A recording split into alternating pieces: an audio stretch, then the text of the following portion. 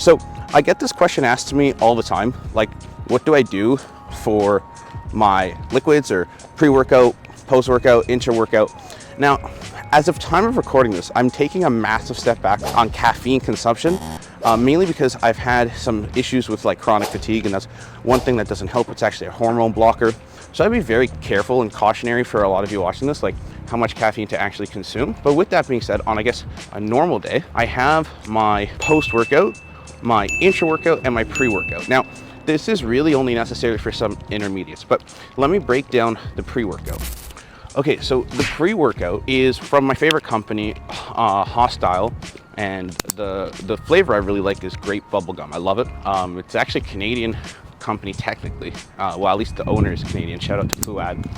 Now, it could be any pre-workout, but one thing that I would recommend for anyone, make sure it doesn't exceed 200 grams of caffeine, because it just gets to the point of the laws of diminishing return, and chances are you're probably going to have another coffee or an energy drink, and that's another 200 grams. You don't want to exceed half a gram a day. So that's number one. Number two would be to always add salt. That helps with pump. You're gonna sweat, you're gonna lose some liquids. It's really good for preventing cramp, pump, hydration. Okay, so that's with the pre-workout. Now I can go into more, if you're curious about learning more about pre-workouts, what's good ingredients, what's bad, drop a comment down below. I could do like a whole breakdown of that.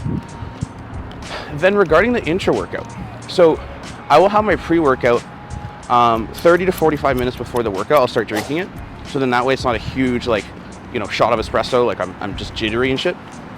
And then for the intra-workout, I will have, sometimes I'll do a brand called Carbs, which is dextroglucose, I think it is, which is like a fast digesting carbohydrate, but it's not like gonna mess up my digestive system. For some people it will. Other times I'll just do Gatorade because of the electrolytes as well as the flavor, honestly. So I'll do around 350 grams of Gatorade or Powerade, and that's about 25 grams of carbs.